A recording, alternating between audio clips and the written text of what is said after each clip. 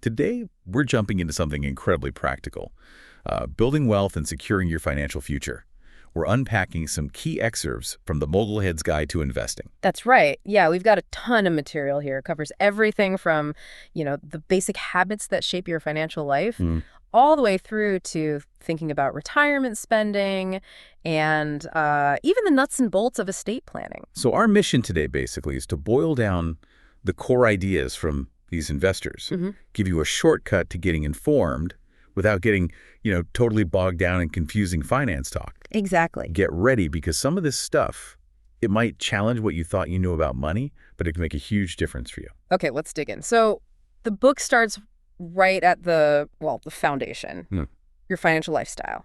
It talks about different approaches, like these borrowers who are essentially funding their lives with debt. Yeah, credit cards, car loans, mortgages, all that stuff. Right. And it makes you ask, why? Why is it that in arguably the richest country in the world, only like 5% of people hit financial independence by age 65? It's kind of staggering when you put it like that. It is. And the book suggests it often comes down to what you do with your money, not just how much you make, but your habits. Okay, so what's the first step then? The absolute must-do. Calculate your net worth regularly, at least once a year.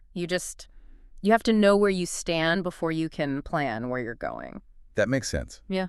Know your starting point. What's next? What's the really crucial thing before you even think about investing? Okay, this one's key and maybe a bit counterintuitive for folks eager to jump in.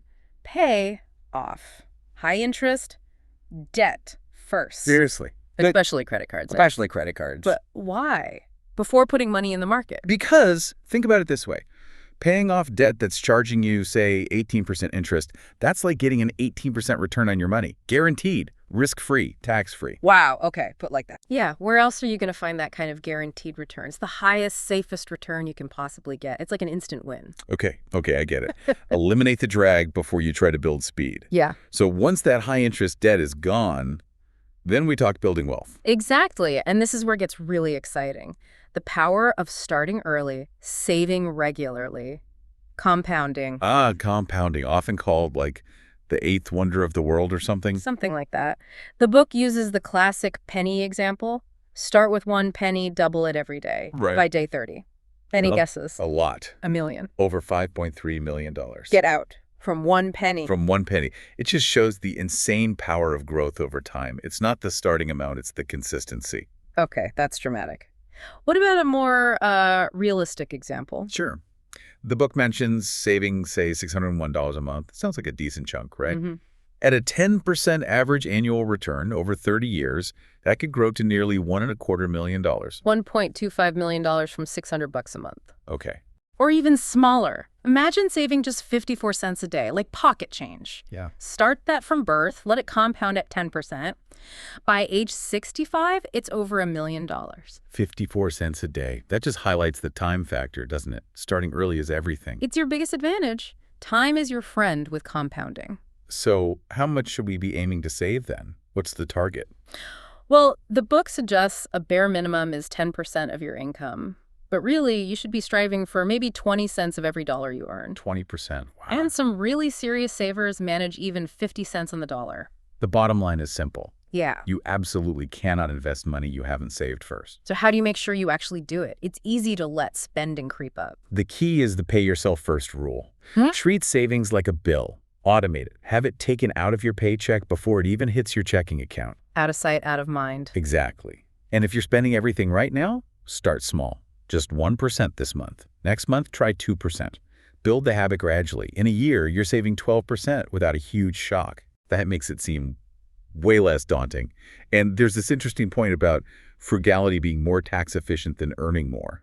Explain that. Right. So if you want an extra dollar to invest, you probably have to earn something like, say, $1.40 because taxes take a bite first. But every dollar you don't spend, that's a full dollar post-tax that goes straight into your investment account, ready to start compounding. Frugality pays directly.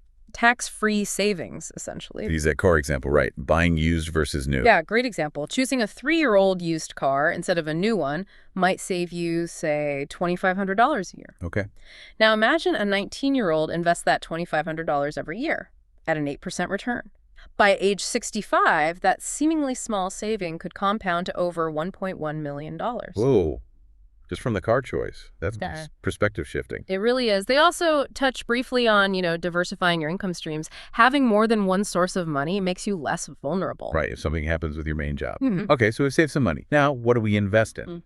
The book talks about knowing what you're buying. Yeah, it covers different types of investments, like U.S. savings bonds, EER, and I bonds. Okay, what's the take there? Basically, they're seen as super simple and risk-free because they're backed by the government.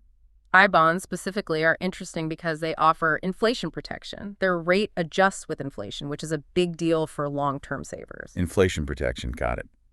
What about the usual suspects? Mutual funds, ETFs?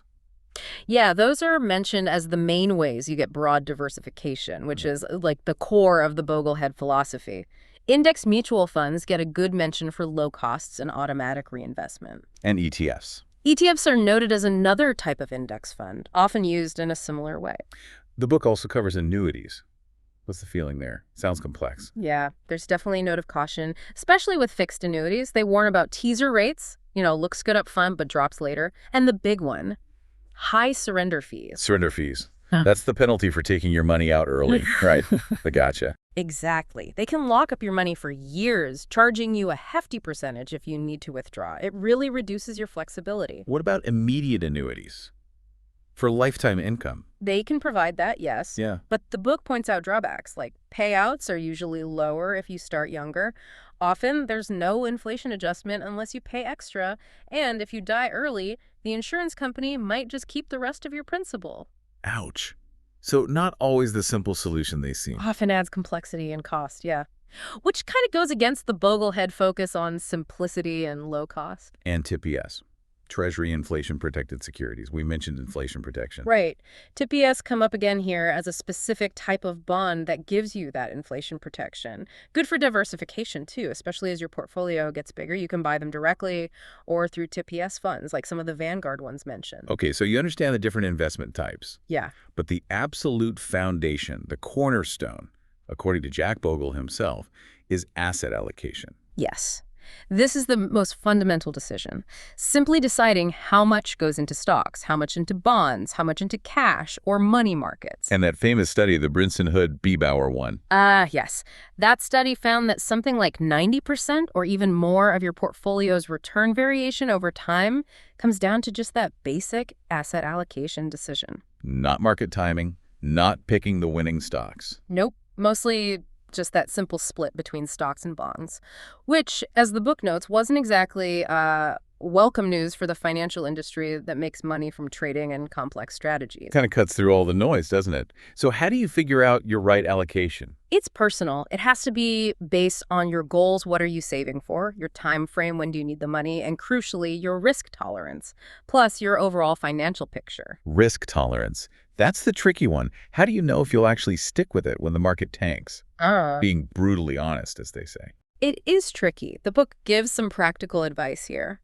If you're new to investing or just really unsure how you'll react, maybe add an extra 10%, even 20% to your bond allocation compared to what a standard guideline might suggest. Sort of like worry insurance. Exactly. Insurance against worry.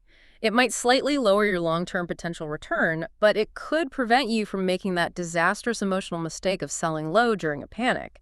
That can wreck your whole plan. Makes sense. Protect yourself from yourself. Yeah. And for the actual investments within those buckets, stocks, bonds, what does the book recommend sticking to? Keep it simple. Plain vanilla stocks, bonds, and maybe money market funds for cash.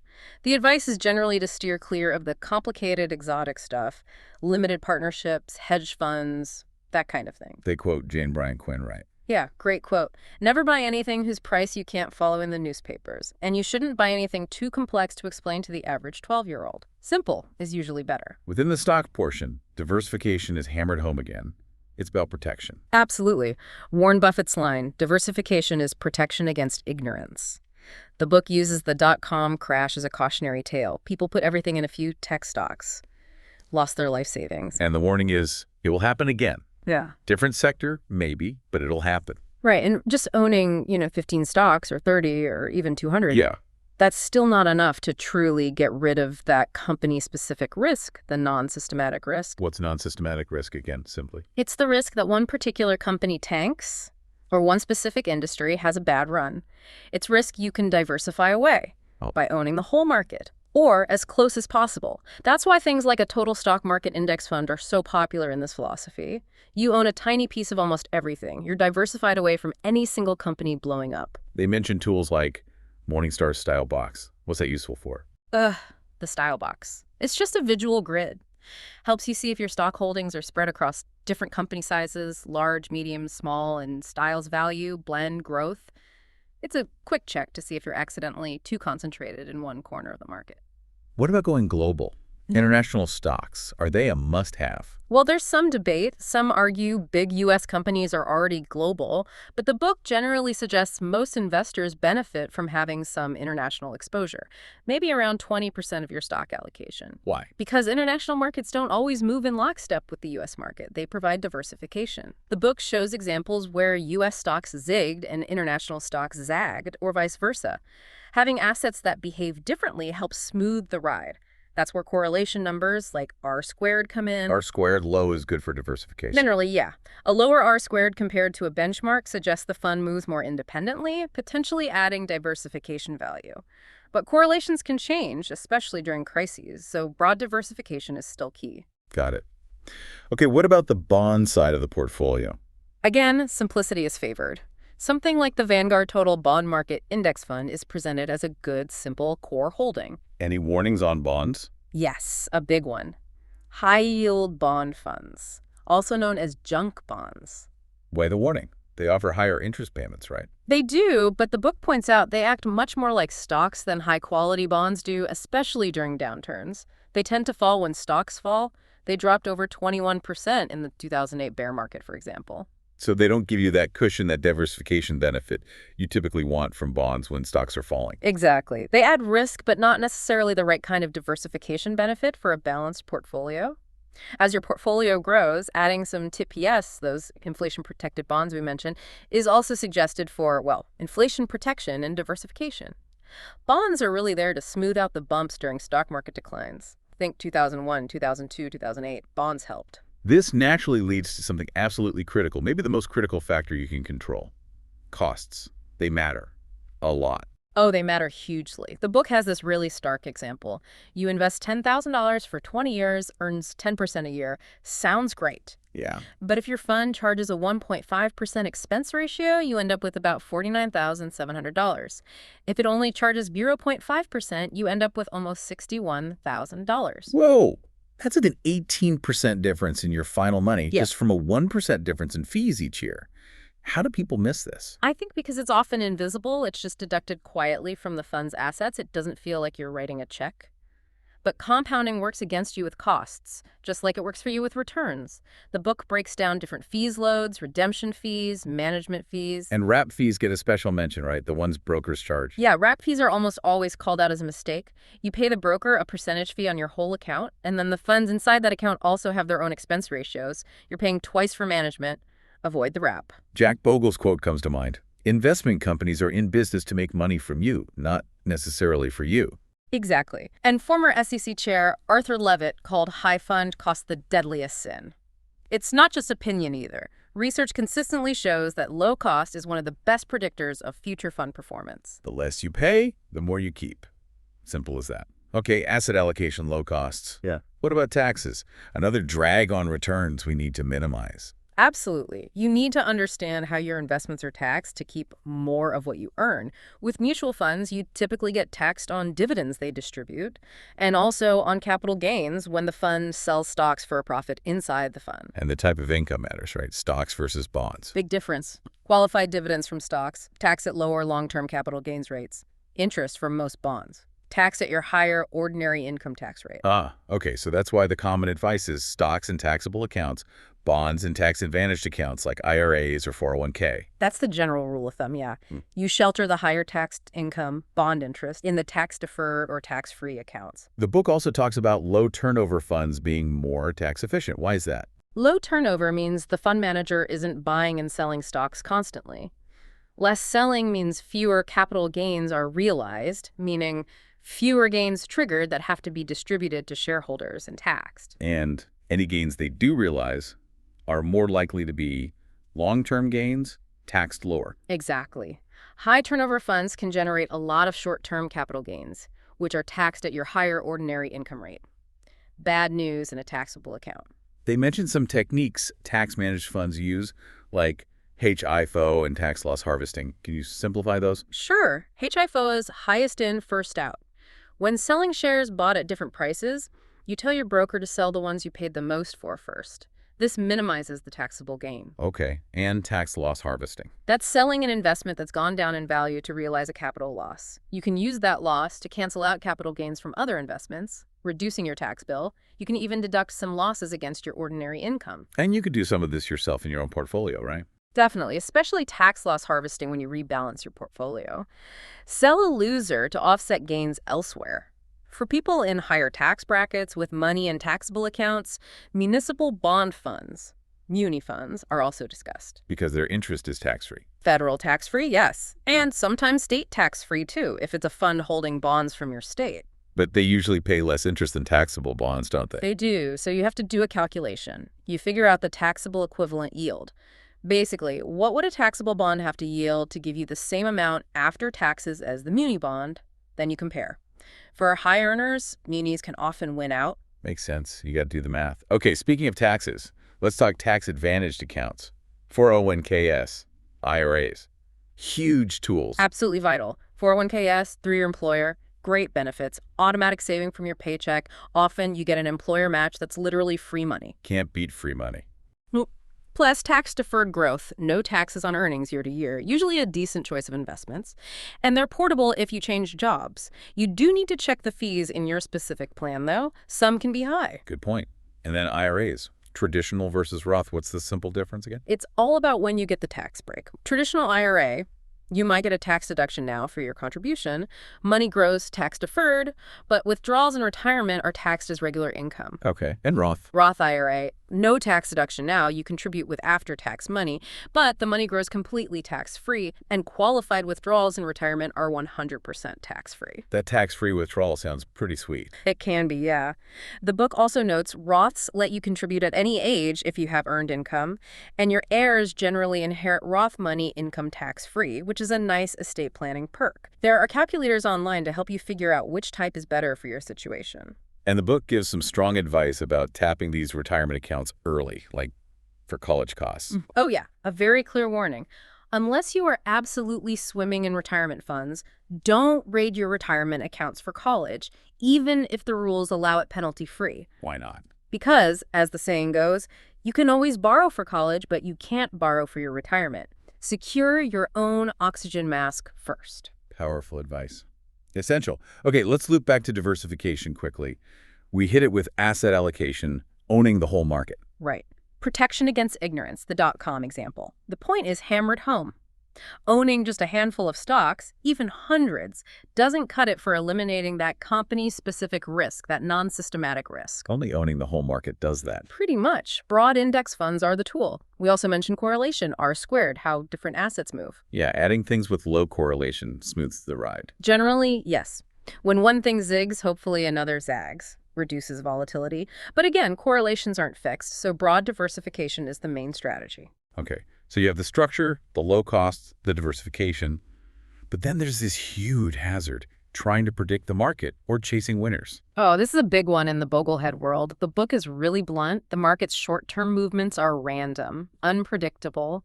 Anyone claiming they know what's next is, quote, either lying or self-delusional. That flies in the face of so much financial media, right? Yeah. Always forecasting. Totally. And the book piles on the evidence that past performance is useless for predicting future performance. Study after study shows it. Last year's hot fund, no better chance of winning next year than any other fund. They mentioned the Hulbert Financial Digest tracking newsletters. Right. Only a tiny fraction beat the market long term. Right. And Doug Fabian's famous public attempt at market timing lost a huge chunk of money trying to jump in and out. Then there's the Wall Street Week experts' stock picks. underperforming the basic market index over 10 years. Yeah, that 1.5% difference per year. The compounding effect over decades was massive. Yeah. Hundreds of thousands of dollars difference on an initial $10 K. Even highly rated funds, like the Forbes Honor Roll picks over nearly 20 years, they grew $10 to 75 Ks. A simple total stock market index fund grew it to over 103K in the same period. Simple beat the smart picks. And the Bogleheads' own forecasting contest. Average prediction plus 6%, market reality, negative 18%. Ouch. It just shows how futile it is. The book argues Wall Street and the media want you to trade, to chase performance, to react to forecasts, because they make money whether you win or lose. They call it investment propaganda or even investment pornography. Strong words. So if timing and forecasting are out, what's the effective path? Back to basics. Buy and hold. Low-cost, broad index funds. Stick with it. The book admits it's about as exciting as watching grass grow. Yeah. But it works. Warren Buffett again. Inactivity strikes us as intelligent behavior. All the expert quotes boil down to the same thing. Ignore past performance lists. Don't try to forecast. Don't try to time the market. Just stick to your program. Stay the course. That's called the most important single piece of investment wisdom. Okay, so you have the plan. You're staying the course. But you do need to check in, right? Track progress and rebalance. Yes, absolutely. Rebalancing is key maintenance. Why? If the plan is good, why touch it?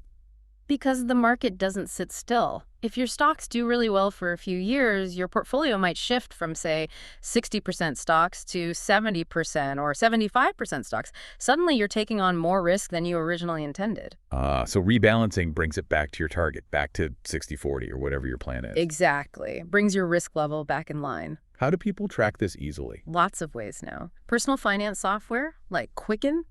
Online tools from your brokerage. Vanguard has Portfolio Watch, for instance, lets you add outside accounts. Financial websites like Morningstar, they all show your current asset mix versus your target. And when do you pull the trigger and rebalance? Yeah. Yearly, when things get out of whack by a certain amount. Either approach works. Doing it on a schedule, like once a year on your birthday, is simple and disciplined. Or you can use bands rebalance only when an asset class drifts, say 5% above or below its target percentage. Or maybe 25% relative to its target. So a 40% bond allocation gets rebalanced if it hits 30% or 50%. Pick one method, stick with it. And remember, costs and taxes, especially in taxable accounts. Selling winners to rebalance triggers capital gains tax. You might want to rebalance by adding new money to the lagging asset class, if possible, or realize long-term gains taxed lower rather than short-term gains. Does rebalancing actually boost returns, or is it purely risk control? Mostly risk control, keeping your portfolio aligned with your comfort level. However, some studies suggest it can improve your risk-adjusted return, your Sharpe ratio. Sharpe ratio, that's return per unit of risk, right? Exactly. By potentially reducing volatility, rebalancing can sometimes give you a better bang for your risk buck, so to speak, compared to just letting things drift indefinitely. Okay, we've covered strategy, costs, taxes, maintenance. But maybe the biggest hurdle is the one between our ears. Mastering emotions. Oh, absolutely. The book calls emotional traps major return killers. Investing based on fear or greed. Likely road to ruin. Like ego and overconfidence, thinking you're smarter than the market. Yep. Most people think they're above average drivers, right? Same applies to investing. We overestimate our abilities. Mix that with greed when the market's hot. The book calls it a bankruptcy blue light special. Huh. What about the endowment effect? That's when you overvalue stuff just because you own it, like holding way too much company stock because you work there, you're hesitant to sell, even if diversification makes sense. It also contributes to that home bias, only buying U.S. stocks because they feel safer, even though international offers diversification. Mental accounting. Treating money differently depending on where it came from. Right, like that tax refund feels like fun money instead of just money. The book's point, it's all just money. And a big refund means you lent the government money interest-free all year when it could have been working for you. They tell that story about Ben Stein's rich movie producer friend who went broke. Yeah, just from spending too much, not paying attention. It can happen to anyone if you're not mindful. Other traps mentioned. Anchoring. Financial negligence. Anchoring is getting stuck on a price. I won't sell until it gets back to what I paid. Negligence is just not bothering to learn the basics. Understanding this stuff, behavioral finance, helps you recognize your own biases and hopefully make rational decisions, not emotional ones. Okay, shifting gears to later life. Making your money last through retirement. Big challenge. Huge dilemma. Spend too much early, run out later, spend too little out of fear, don't enjoy retirement. It's tough. And the book warns strongly against just spending, say, 10% a year, because markets average 10% historically. Critical warning. Market returns are lumpy. You could have several bad years right when you retire. If you're withdrawing 10% while your portfolio is shrinking, that sequence of return risk, and it can devastate your plan. You might never recover. Immediate annuities come up again here for lifetime income. But with those same caveats. Same caveats. Lower payouts if you're younger, lack of inflation protection usually, potential loss of principal. They can be part of a plan for some, but need careful thought. So what's the key advice for navigating retirement spending? Flexibility, especially early on. Keep fixed costs low if you can. Maybe have a way to earn a little extra income if needed. It's about finding that balance, being prudent, but not letting money worries paralyze you from actually living your retirement. Protecting your assets also means insurance. Can't ignore that. Nope. Bad things happen. Insurance is the safety net for your financial plan. What are the essentials? Okay, life insurance. People depend on your income. Health insurance, comprehensive. Disability insurance, this one's huge. Your ability to earn is often your biggest asset, and disability is more common than you think.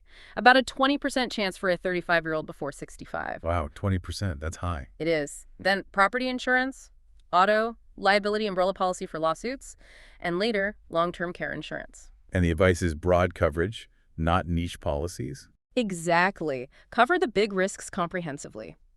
Don't buy flight insurance or cancer-only insurance. And if you need life insurance, buy term insurance. Cheap, pure protection. Avoid cash value policies, whole life, universal life. Don't mix insurance and investing. What about health insurance specifics? Get a high lifetime benefit limit, maybe $1 or $2 million. Consider higher deductibles you can afford to lower premiums. HSA's health savings accounts get mentioned for high deductible plans. Yeah, HSAs are amazing if you qualify. Triple tax advantage, deductible contributions, tax-free growth, tax-free withdrawals for medical costs. Fantastic tool. You emphasize disability insurance. Why is it often overlooked but so vital? Because a long-term disability can just wipe you out financially, erase years, decades of savings. The book points out most people are way underinsured for disability compared to life insurance, even though the odds of disability during your working years are often much higher than dying prematurely. Get advice from a good insurance pro. And the simple stuff helps too, right? Don't smoke, exercise. Reduces your risk, potentially your premiums too. Okay, last big topic, passing it on. Estate planning basics. Death and taxes. The certainties. The goal is just to make sure your assets go where you want efficiently, minimum hassle and expense for your heirs. Avoiding probate is a big part of that, the court process. Yeah, probate can be slow and costly. Ways around it include trusts, titling assets correctly like joint accounts, or payable on death, POD, transfer on death, TOD designations, and naming beneficiaries directly on retirement accounts, IRAs, 401ks, and sometimes even taxable accounts. Vanguard has a plan for that. But remember, avoiding probate doesn't mean avoiding estate taxes if your estate is large enough. What are the essential legal documents everyone should have? 3 key ones. A will. A durable power of attorney for finances, someone to handle money if you can't. And a durable power of attorney for healthcare, sometimes called a living will or advance directive, spells out your healthcare wishes. There's an interesting tax point for people leaving appreciated assets. The stepped-up basis. Ah, yes. This is important. If you leave appreciated stocks or mutual funds in a taxable account to your heirs, their cost basis gets stepped up to the value on the date you died. Meaning all the capital gains that accumulated during your lifetime basically disappear for tax purposes. Your heirs can sell it right away and owe little or no capital gains tax. How does that compare to inheriting an IRA? Big difference. Inherited traditional IRA money is generally taxed as ordinary income when the heir withdraws it. So for some people with large estates, leaving the appreciated taxable assets might actually be more tax savvy for the heirs than leaving the IRA money, something to discuss with an estate planner. Mark Twain's quote fits here about the tax man and the taxidermist. Yeah. The only difference between a taxman and a taxidermist is that the taxidermist leaves the skin. Finding good advice throughout this journey is crucial too. The book warns about titles. Right. Be wary of generic titles like financial planner that don't require specific credentials. Look for professional designations, CFP, CFA. Check advisors out on FANRA's database. And understand how they get paid. Right. Commission versus fee only. Absolutely critical. Commissions create potential conflicts of interest. Are they recommending what's best for you or what pays them the most? Fee-only advisors charge you directly for advice, aligning their interests better with yours. Watch out for fee-based that can be murky, often means both fees and commissions. Best practice might be. Get advice from a fee-only source, buy products elsewhere, separate the advice from the sale. A non-selling CPA is often a good, neutral starting point, especially if you get a windfall. So, after all this, saving, investing, costs, taxes, emotions, retirement, insurance, estate, the book ends on an up note. You can do it. Yeah, it's a message of empowerment. Whether you're starting fresh or feel like you've made mistakes, you now have the knowledge. You're equipped. The basics aren't rocket science, they argue. They really aren't. It's about applying these simple principles consistently. That's the path to success. And the Bogleheads community online is there for support too. Okay, wow. Let's try to wrap this up. We've covered a ton from these Bogleheads Guide excerpts. Building that foundation, controlling spending, ditching debt, harnessing compounding, saving early, saving often. Understanding costs, they're huge. Minimizing them.